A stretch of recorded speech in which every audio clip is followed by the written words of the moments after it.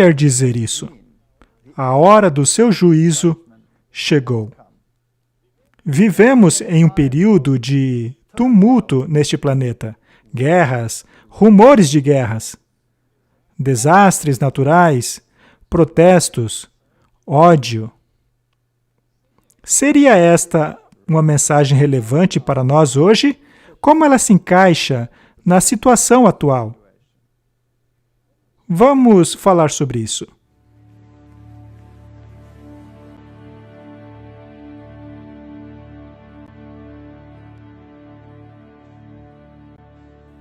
Em pensar que há 2000 anos atrás, lá estava João sentado na ilha de Patmos, recebendo aquela impressionante visão, que desde então tem intrigado a humanidade, que teve um papel tão importante no desenrolar das questões da Reforma Protestante, e que também desempenhará um papel muito importante no tempo em que vivemos também.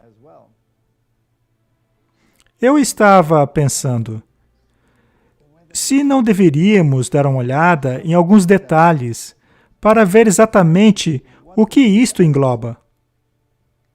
Apocalipse, capítulo 14, fala da tremenda experiência da abertura da sala do trono e do Cordeiro ali de pé, rodeado pelos redimidos.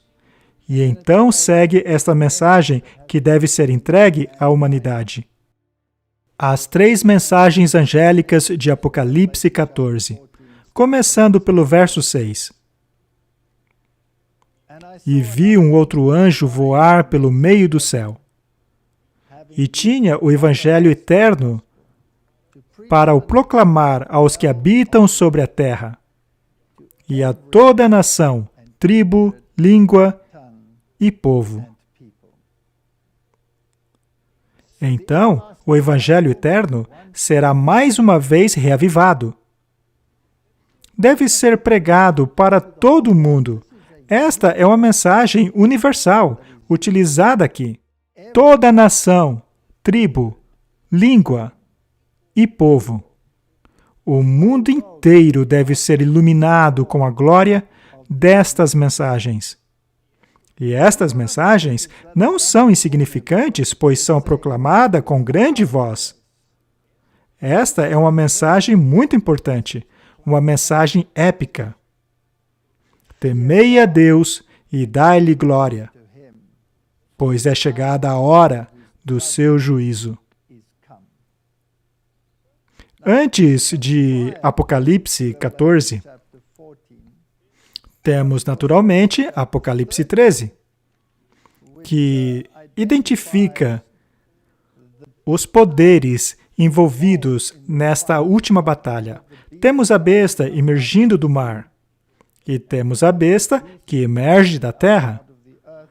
E, por definição, uma besta é um reino, é uma entidade política.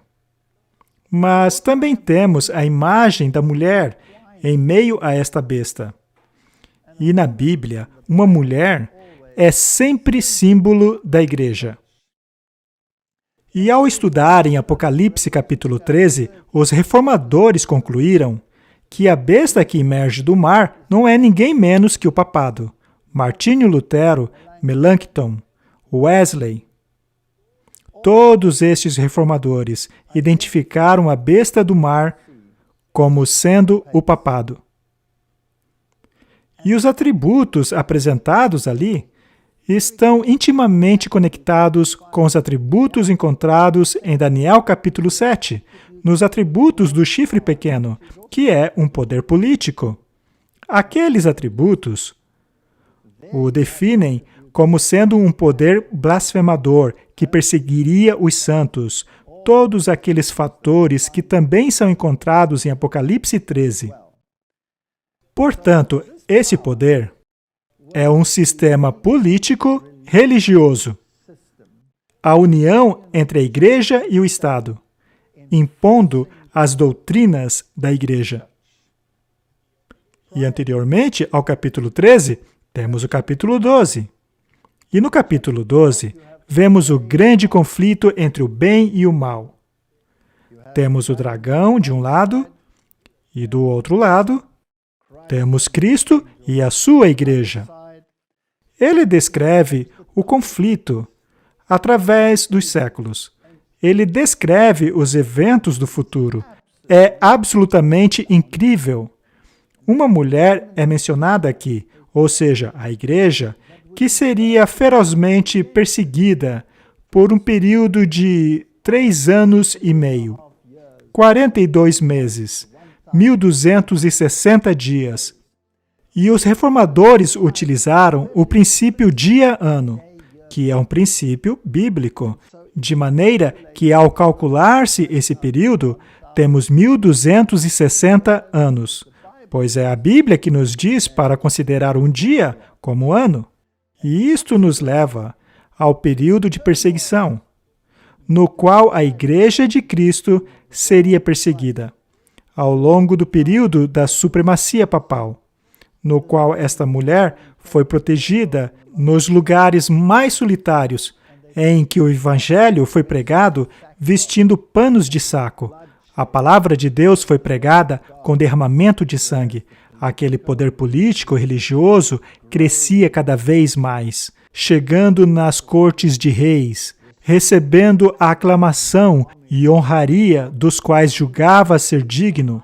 O poder que não se contentou em emblamar a espada espiritual, mas que também empunhou a espada secular. Esta espada secular passou a ferir em nome da espada espiritual. Estas foram as questões abordadas pela Reforma Protestante. E então a mulher teve que fugir. E por todos aqueles anos, esta guerra, este conflito, foi acuando a mulher, a Igreja de Deus, para lugares desertos. E a Igreja fugiu para vários lugares do mundo, em busca de paz e de liberdade para praticar a sua religião. Foi neste tempo que os Estados Unidos da América foi colonizado, a África foi colonizada, a Austrália, a Nova Zelândia foram colonizadas, e o protestantismo se espalhou para um novo mundo. Junto à ascensão do poder do protestantismo, veio também a complacência. E mais uma vez houve retrocesso, assim como houve nos dias de Israel. Temos esse desabrochar da verdade e a aderência ao princípio apenas para mais uma vez dar espaço ao declínio, à apostasia, à deterioração. E conforme temos esses altos e baixos da apostasia, os altos e baixos da lealdade, um seguindo o outro. O mesmo aconteceu no mundo cristão. Enquanto havia perseguição, o povo era fiel. Permanecia firme pelo princípio, mesmo diante da morte. Mas quando tudo se acalmou e a perseguição não era mais tão óbvia assim, a complacência tomou conta. E houve então este retorno ao sistema como era antes. Deus então suscitou um novo povo. E é dito lá em Apocalipse 12, verso 17, que o dragão, que é o diabo, irou-se contra a mulher, ou seja, a igreja, e foi fazer guerra ao remanescente de sua semente, ou seja, a igreja após os 1260 dias, ou 1260 anos de supremacia papal, que, aliás, começou em 538 d.C., quando o bispo de Roma subiu à cadeira papal, exercendo não apenas poder religioso, mas também um poder político. E então, em 1798, este poder foi removido quando o general Berthier e o exército francês entraram em Roma e aboliram o governo papal, o governo secular, nascendo assim a Itália moderna. Mas este poder receberia o seu poder novamente. Segundo a Bíblia, mesmo tendo recebido essa ferida mortal, ele seria curado. E o mundo inteiro, mais uma vez, se maravilharia após ele. E assim, aquela divisão que ocorreu na Reforma Protestante seria curada. E todos, mais uma vez, se uniriam. Mas havia um grupo que estava determinado a apegar-se aos princípios da Bíblia ao invés de sucumbirem na teologia popular da atualidade. O dragão irou-se contra a mulher, contra essa igreja, e saiu para fazer guerra contra o remanescente de sua semente, aqueles que guardam os mandamentos de Deus e possuem o testemunho de Jesus Cristo.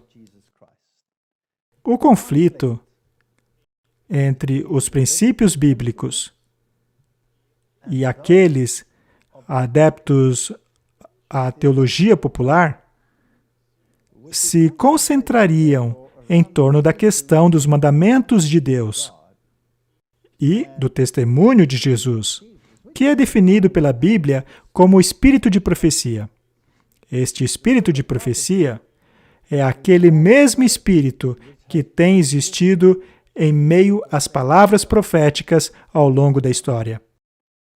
Os Jeremias, os Isaías, os profetas da antiguidade possuíam o testemunho. Eles tinham o dom profético. Esta mensagem formaria o compartimento da última mensagem. O conflito seria entre aqueles que guardam os mandamentos de Deus e têm o testemunho de Jesus, e a unidade em apostasia, que tomaria conta do restante do planeta. Isto exige uma mensagem específica, endereçada a um tempo específico. Lá em Apocalipse 14, nós vemos essas 3 mensagens angélicas. Sua abrangência é de impressionar. Leiamos novamente. E vi um outro anjo voar pelo meio do céu. Esta mensagem é uma mensagem urgente. Ela se move como um relâmpago, que possuía o Evangelho eterno. Mas, afinal, o que é o Evangelho eterno? O Evangelho eterno é o Evangelho da salvação em Jesus Cristo. São as boas novas do Messias que viria. E nós sabemos que este Evangelho existiu desde o início. Na verdade, ele foi concebido antes de haver qualquer ser criado neste planeta. Encontramos as suas sementes logo no início com Adão e Eva, na primeira promessa do Messias, em que a inimizade seria entre a semente da mulher e o dragão e sua semente. Este conflito entre os filhos da obediência e da desobediência é observado em Caim e Abel, no qual Abel traz uma oferta que simboliza que a salvação está fora dele mesmo, enquanto Caim diz: não, as obras de minhas mãos satisfarão a divindade. Este conflito que começou ali tem progressivamente se repetido vez após vez após vez na história da humanidade. Mas o Evangelho não mudou. Quando a luz do Evangelho quase desapareceu, quando nas trevas da Idade Média, que a própria história chama de a Idade das Trevas, quando aquela luz foi quase extinta, os reformadores fizeram com que aquela luz mais uma vez brilhasse. Mas que luz foi esta? A salvação se encontra fora de nós. A justificação é pela fé na obra completada pelo Filho de Deus. Nós nos apropriamos da salvação através da fé, pelo agarrar da promessa, ao dependermos de um sacrifício feito fora de nós mesmos. Justificação pela fé, não pelas obras. Este conflito entre a fé e obras, entre as palavras de Romanos e as palavras de Tiago, ocorreu naquele período primitivo do protestantismo. Quando Martinho Lutero descobriu o glorioso evangelho da salvação em Cristo, ele entrou em conflito com o livro de Tiago. Ele o chamou de o evangelho de palha. Mas com o tempo, conforme estudou mais profundamente a questão, ele enxergou a conexão.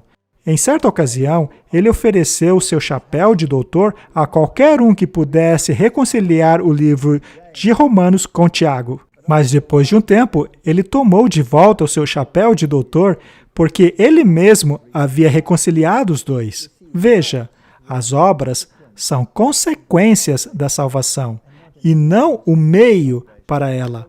Portanto, a fé sem obras é morta. Mas as obras jamais poderão salvá-lo. A salvação é algo realizado totalmente fora de você. É pela fé, no Filho de Deus, que recebemos a salvação. É pelo acreditar na palavra e aceitá-la como se ela fosse uma realidade. A fé é a substância, a realidade daquilo que se espera. É a evidência daquilo que não se vê. A fé, portanto, torna-se uma realidade viva na alma que se apropria da salvação que é oferecida em Jesus Cristo. Este é o Evangelho eterno. E opondo-se a ele, temos o Evangelho das obras. Então, quando os reformadores dizem que são salvos pela fé e somente pela fé, a Contra-Reforma disse: esta palavra somente é anátema. O Concílio de Trento decidiu que aqueles que creem que a salvação é somente pela fé são anátema. E assim formou-se o palco para o derramamento de sangue que se seguiu. A história nos mostra o que aconteceu em seguida. Milhões de pessoas perderam suas vidas porque decidiram-se ou por um lado do Evangelho ou pelo outro lado do Evangelho. Somos salvos pelas obras ou salvos pela fé? Na palavra? Só que hoje, parece que abriram mão disto. Parece que todos acabaram se entendendo. Porque é dito lá, na declaração conjunta sobre a justificação, que o mundo protestante alinhou-se mais uma vez com o mundo católico, finalmente unindo as suas definições, aparentemente, e declararam que juntos confessam que pela graça apenas nas obras salvíficas de Cristo somos justificados. Acontece que isto não é a mesma coisa. Afinal, somente pela graça não é a mesma coisa que somente pela fé, pois a graça também pode ser oferecida por outras coisas. O perdão pode vir por outros meios. Nas indulgências, por exemplo, é o sistema papal que dispensa a graça ao aliviar a penalidade de pecados já perdoados, que por sua vez deveriam ser pagos em um lugar inventado por eles, chamado de purgatório. Só que o protestantismo não reconhece nada disso, pois estas coisas não estão na Bíblia. Portanto, dizer que somente pela graça não é a mesma coisa que somente pela fé, e as obras salvíficas de Cristo não é a mesma coisa que o sangue do Cordeiro. Veja, o catolicismo ensina que há um tesouro de méritos. E neste tesouro de méritos, das boas obras de Cristo, há também os méritos de Maria, definido pelo catequismo como puros aos olhos de Deus. E não apenas as obras de Maria, mas também as obras dos santos. Então, todos esses méritos estão disponíveis nesse tesouro de méritos, e o sistema pode apoderar-se deles por meio do poder da sucessão apostólica, através dos papas, e oferecido por meio das indulgências, para alívio das punições pelo pecado. Isto é graça. Quando eles dizem por meio das obras, significa, de acordo com o pensamento católico, que as obras de outros também estão inclusas. Mas, segundo o pensamento bíblico, a salvação está somente em Cristo. Não há outro nome por meio do qual somos salvos. Portanto, essa questão entre a fé e obras é a parte central do Evangelho eterno.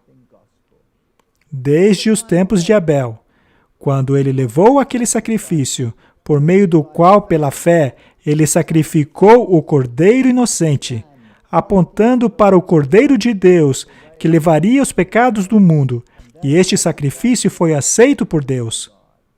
Enquanto que Caim trouxe as obras de suas mãos, e este sacrifício não foi aceito. É fascinante que Deus sempre declarou que sua obra é completa, pois, afinal, ele descansou após a sua obra de criação, assim como descansou na sepultura após a sua obra de redenção. Portanto, o Evangelho eterno deve mais uma vez ser pregado. Não pode haver concessões. Como disse o próprio Martinho Lutero a respeito da doutrina da justificação, é impossível fazer concessões, pois essa doutrina é pedra angular do Evangelho. E assim como a pedra angular foi rejeitada nos tempos de Jesus, quando o rejeitaram como Messias, esta pedra angular do protestantismo será mais uma vez rejeitada.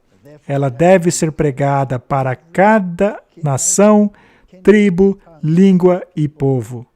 A salvação é pela fé. Pela fé no Filho de Deus, somos salvos pelo sangue do Cordeiro. Clamando com grande voz, temei a Deus e dai-lhe glória. Não glórias às nossas próprias obras, não glória às nossas conquistas, mas glórias a Deus. Pois a hora do seu juízo chegou. O que há de tão especial a respeito da hora do juízo? Ao voltarmos para o sistema judaico, no qual o Evangelho era ilustrado em tipo, por tipos e sombras, o judeu não era salvo pela guarda da lei. Ele precisava trazer o cordeiro e então colocar as suas mãos sobre ele e confessar os seus pecados, de forma que o cordeiro morreria no lugar do pecador. Este é o plano da salvação. Este é o Evangelho eterno. Era pelo sangue do cordeiro que ele recebia o perdão.